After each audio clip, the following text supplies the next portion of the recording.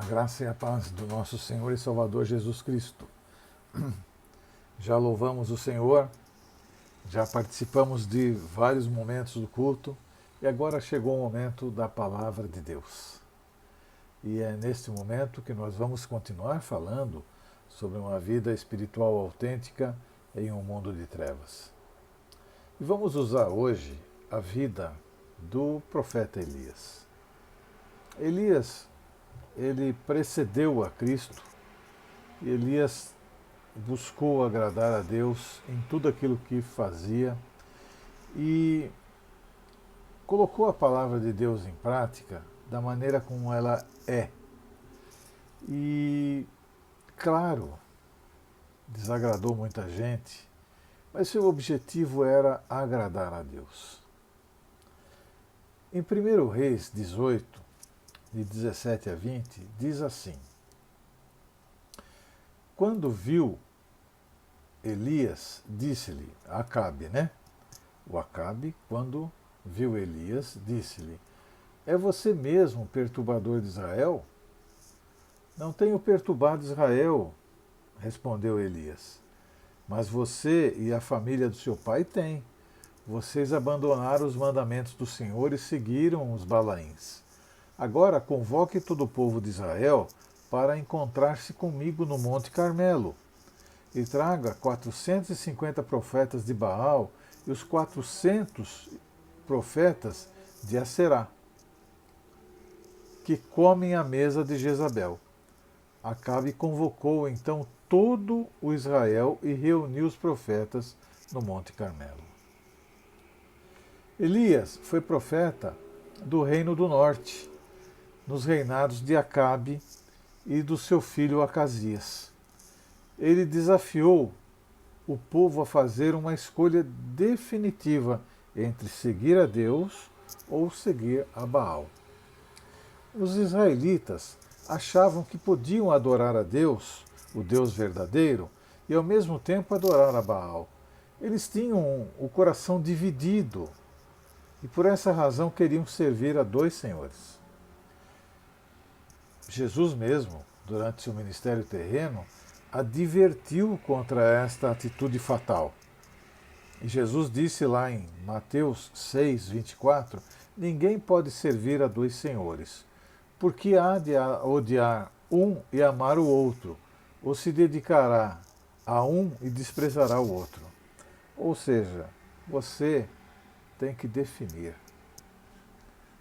A indefinição não deve ter essência com o cristão. Mas o que é servir a dois senhores?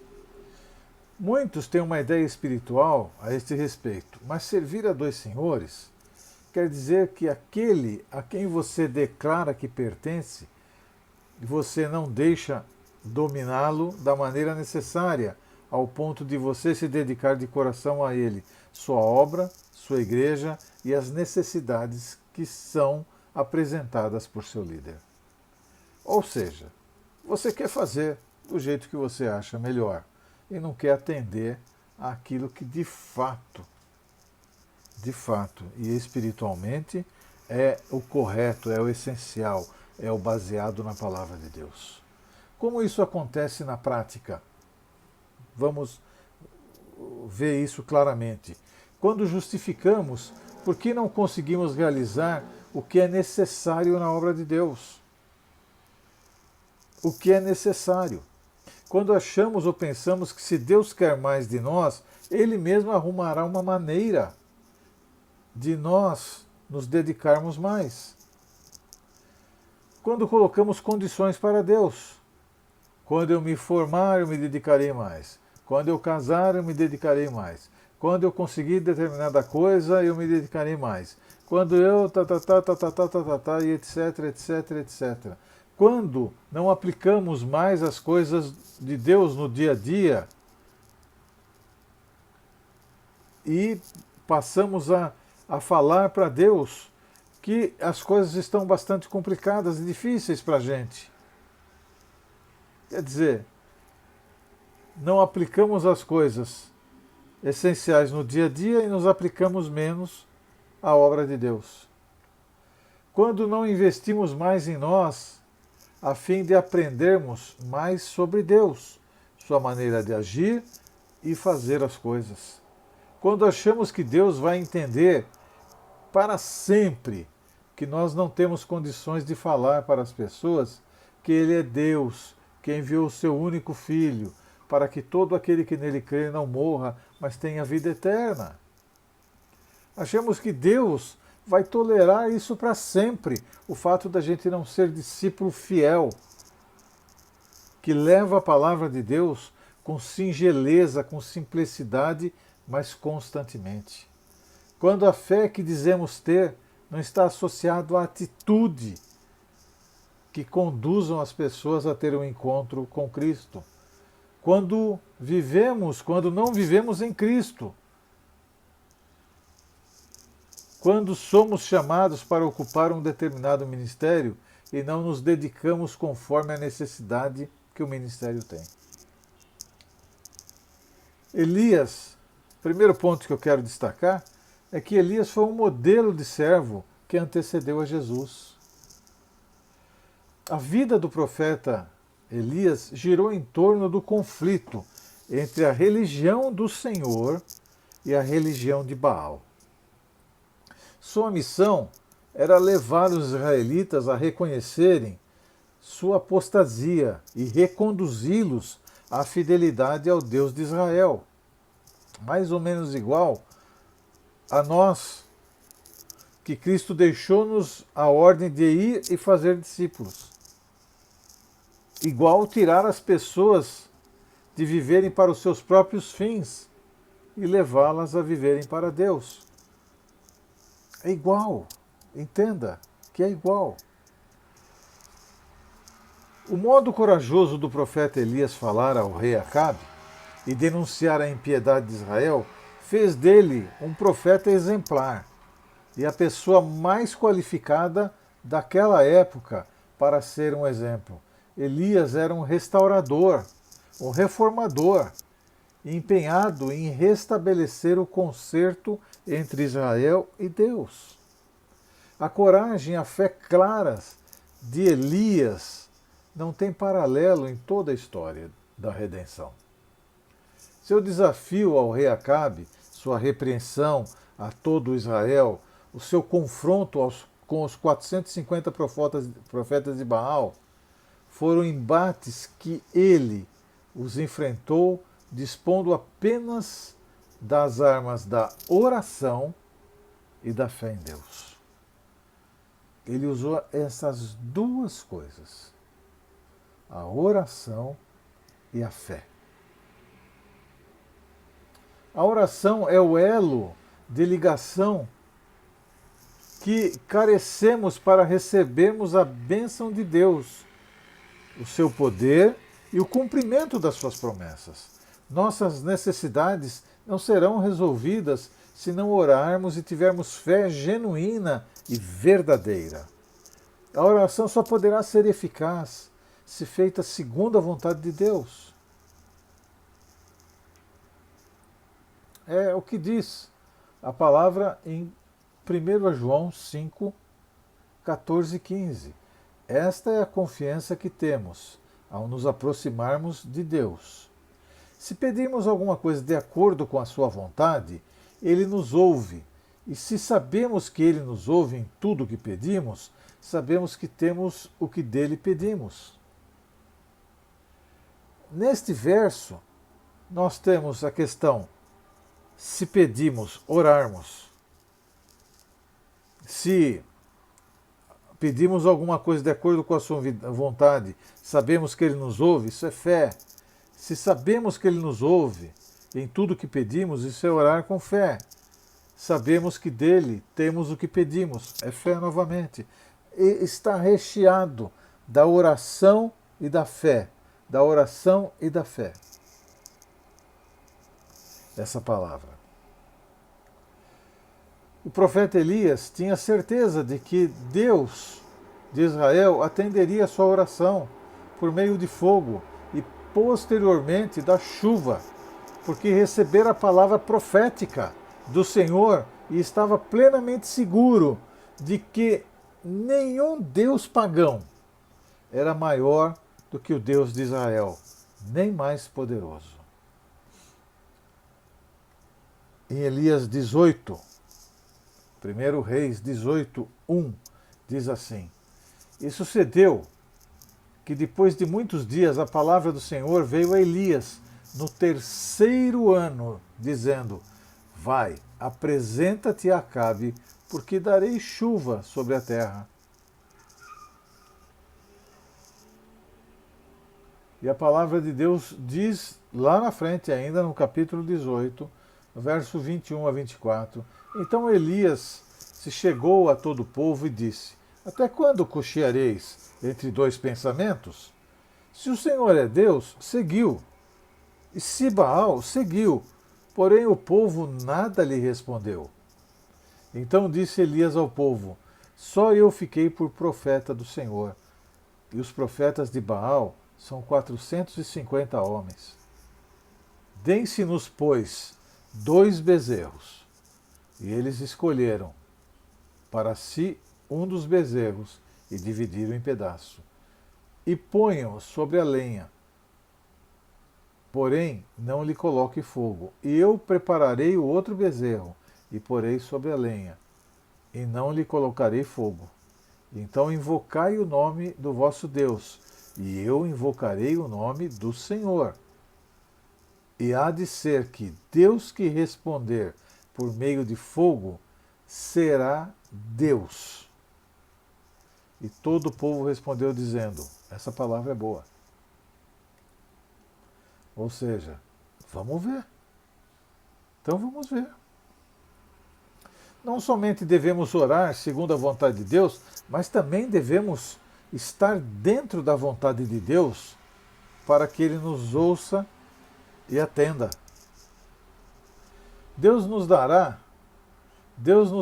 as coisas que pedimos somente se buscarmos em primeiro lugar o seu reino e a sua justiça. É o que está lá em Mateus 6,33. Primeiro buscar o reino de Deus e a sua justiça. Estão ligadas. Reino de Deus e a sua justiça. E as demais coisas lhe serão acrescentadas. Tem muita gente que fica falando de buscar o reino de Deus, e aí as demais coisas serão... Não. É o reino de Deus e a sua justiça. Deus é justo. Deus é fiel. O apóstolo João declara que qualquer coisa que pedimos, dele receberemos, porque guardamos os seus mandamentos e fazemos o que é agradável às suas vistas. Obedecer aos mandamentos de Deus, amá-lo e agradá-lo são condições. São condições. São indispensáveis para termos respostas das nossas orações. Tiago, ao escrever que a oração do justo ela é eficaz, refere-se tanto à pessoa que foi justificada pela fé em Cristo, quanto à pessoa que vive uma vida reta, obediente e temente, que ama a Deus, tal qual o profeta Elias. Tiago fala isso lá em Tiago 5, 16 a 18. Anota aí para você poder ir lá.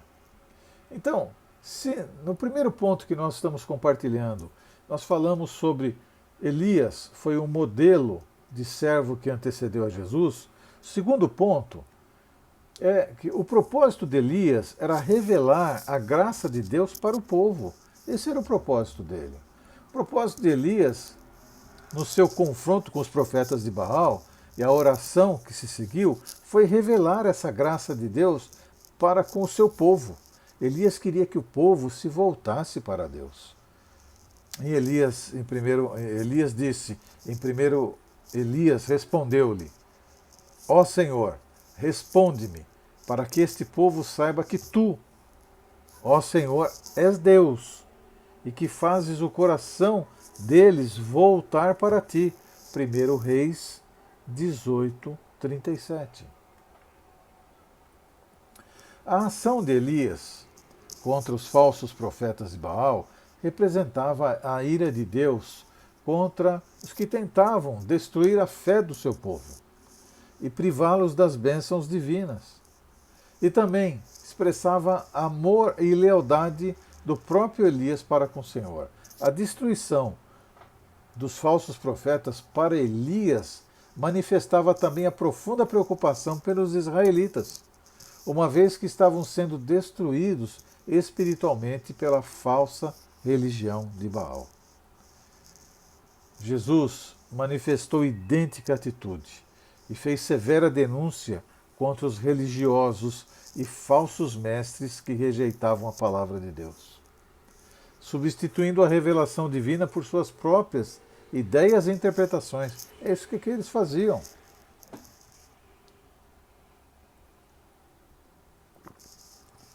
Jesus descreve o caráter dos falsos mestres e pregadores do Evangelho como os dos ministros que buscam popularidade, importância e atenção das pessoas, que amam as honrarias e títulos e que, com o evangelho distorcido que pregam, impedem as pessoas de entrar no céu.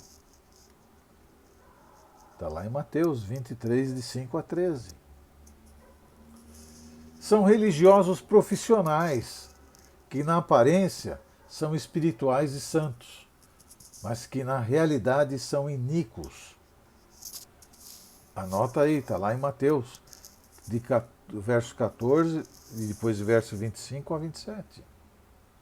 Falam bem dos líderes espirituais piedosos do passado, mas não seguem suas práticas, nem sua dedicação a Deus e a sua palavra e justiça. Está lá em Mateus 23, de 29 a 30.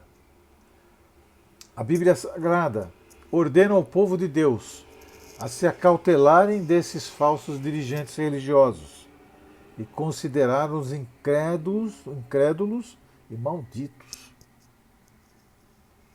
e a não dar apoio ao seu ministério e a não ter comunhão com eles. Prestem atenção nisso. E tem muita gente que vive assistindo um monte de programinha aí e fazendo comparações e confusão.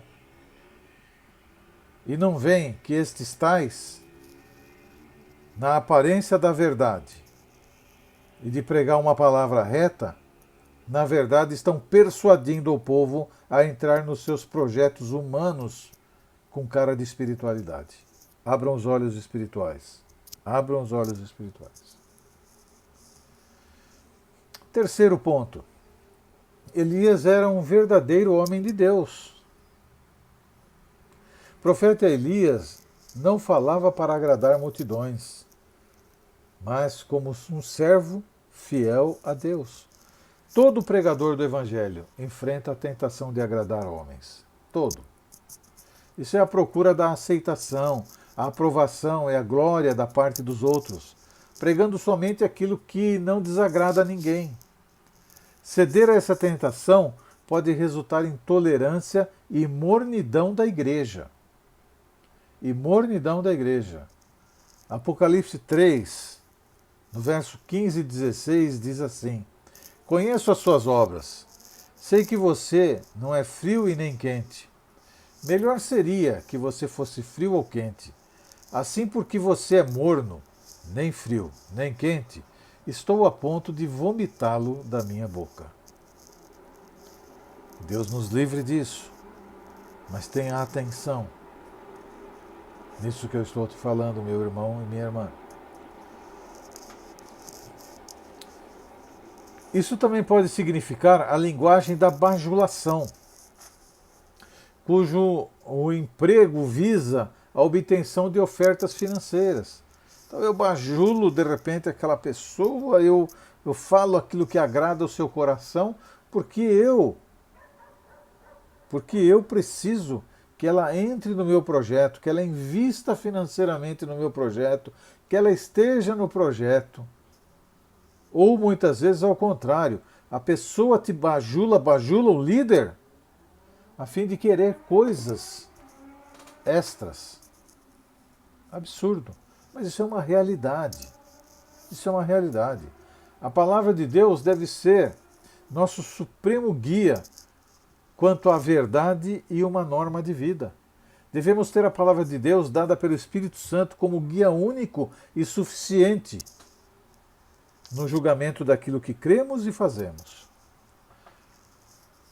A tendência de certas denominações evangélicas de formar doutrinas, práticas ou novas verdades, partindo de experiências subjetivas, de milagres, do sucesso, dos alvos centralizados no homem, sem sólida autenticidade bíblica, será um dos meios principais de Satanás semear engano durante a apostasia dos últimos dias. Abram os olhos espirituais, estejam atentos a isso. Jesus advertiu a esse respeito.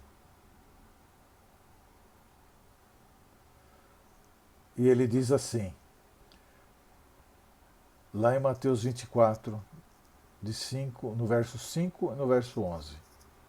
Porque muitos virão em meu nome, dizendo, eu sou o Cristo, e enganarão a muitos. No 11 ele diz, e numerosos falsos profetas surgirão e enganarão a muitos. Jesus deixa esse alerta para mim e para você. Quero concluir esta mensagem. A fidelidade inabalável do profeta Elias a Deus fez dele para sempre um exemplo de fé, destemor e lealdade a Deus. Elias, na qualidade de mensageiro de Deus, pronunciou uma palavra de juízo da parte do Senhor contra a nação rebelde de Israel. Elias era um homem semelhante a nós. Contudo, foi um verdadeiro homem de Deus, que não falava para agradar pessoas, mas falava como um servo fiel a Deus.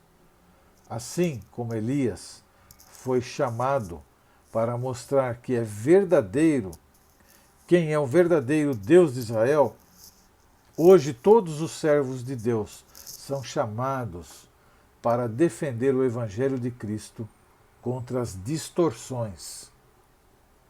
Eu quero destacar o seguinte: o objetivo principal da vida do cristão é agradar a Deus e promover sua glória. Devemos honrar a Deus mediante nossa obediência, confiança, oração, fé e lealdade a Ele. Só conseguiremos viver para a glória de Deus se cultivarmos uma vida de oração. Oração é fundamental, oração é um relacionamento. Tanto que ela foi destacada por Jesus durante o seu ministério e confirmada pelo apóstolo Paulo, pois é através dela que conversamos com Deus, recebemos dele direção, suprimento espiritual e o ouvimos. Volto no texto de 1 João 5, 14 e 15 para finalizar esta mensagem. Esta é a confiança que temos ao nos aproximarmos de Deus. Se pedirmos alguma coisa de acordo com a sua vontade, Ele nos ouve. E se sabemos que Ele nos ouve em tudo o que pedimos, sabemos que temos o que dele pedimos. Amém? Aqui nós encerramos esta mensagem. Que Deus tenha te abençoado, que você possa ter anotado tudo aí direitinho e que você possa ter acompanhado e ter sido edificado em nome de Jesus. Esse é o meu objetivo, glorificar a Deus e edificar a sua vida, meu irmão e minha irmã. Eu quero orar para nós encerrarmos este momento. Oremos. Senhor, nosso Deus e Pai, estamos aqui agradecidos a Ti, porque o Senhor tem cuidado de nós. Louvamos o Teu nome e a Ti engrandecemos, porque Tu és Deus bom. E neste momento, Pai, eu já, na Tua presença estando, eu entrego a Ti todos os meus erros, os meus pecados, os meus desajustes, arrependendo-me, Pai amado, de cada um deles. Muito obrigado, Pai amado, porque o Senhor que me perdoa, o Senhor que me restaura, o Senhor que me reintegra, e a tua fidelidade está em mim e sobre mim durante todo o tempo, em nome de Jesus. E a todo sua fidelidade e amor está sobre todo aquele que chega diante de ti arrependido e confessa os seus pecados. Pai, fica conosco, que esta palavra, Senhor amado, seja liberada no coração dos meus irmãos e irmãs durante toda esta semana, Pai, não só agora, viu, Pai? Mas durante toda esta semana, que todos possam ouvir a Tua voz, que todos possam reavaliar seu estilo de vida espiritual e que todos possam estar caminhando na Tua presença, cheios do Teu Espírito. Ajuda-nos, ó Pai, nas nossas impossibilidades e livra-nos todos de todo o mal. Pai, que o Senhor possa estender as mãos sobre os enfermos e curá-los de toda e qualquer enfermidade. Que o Senhor possa abrir portas de emprego e que o Senhor possa, Pai amado, estar à frente de todas as situações das famílias dos teus filhos e filhas, abençoando-os, ó Pai amado, e livrando-os, ó Pai querido, de fazer as coisas que te desagradam, Pai. Abençoa, Pai, cada núcleo familiar, traz paz, traz harmonia, traz alegria. Pai querido, que a Tua palavra, Pai, reine em cada lar. Ajuda, Pai, meus irmãos e irmãs, a entenderem a Tua palavra e a praticarem aquilo que entendem, Pai, conforme a Tua palavra, Senhor. Ajuda-nos, ó Pai, todos, em nome de Jesus, que o Senhor possa estar conduzindo a vida dos Teus filhos durante toda esta semana também, e que possamos falar de Jesus para as pessoas, Pai. Não falar para aqueles que já têm Jesus. Não, Pai, falar para aqueles que ainda não têm Jesus. Falar que Jesus é o único caminho. Falar que Jesus é vida e que sem Jesus o homem está perdido. Falar, meu Deus, que Jesus ele é amor e que o Senhor nos ama de uma maneira tão grande e especial que foi capaz de dar o seu único Filho para que todo aquele que nele crê não morra, mas tenha vida eterna. Ajuda-nos, ó Pai, a sermos fiéis, a levar a Tua palavra na ponta da nossa língua, em nome de Jesus. Que o amor de Deus o Pai, que a graça, a maravilhosa graça do Senhor e Salvador Jesus Cristo, e que as consolações do doce Espírito Santo sejam com vocês, amados e amadas de Deus, não só agora, mas para todo sempre. Amém e amém. Que Deus te abençoe, que Deus te proteja, que Deus esteja junto de você e sua família, e que a luz do Senhor esteja sobre o teu lar durante todo momento. Em nome de Jesus. Até outra hora, Deus abençoe.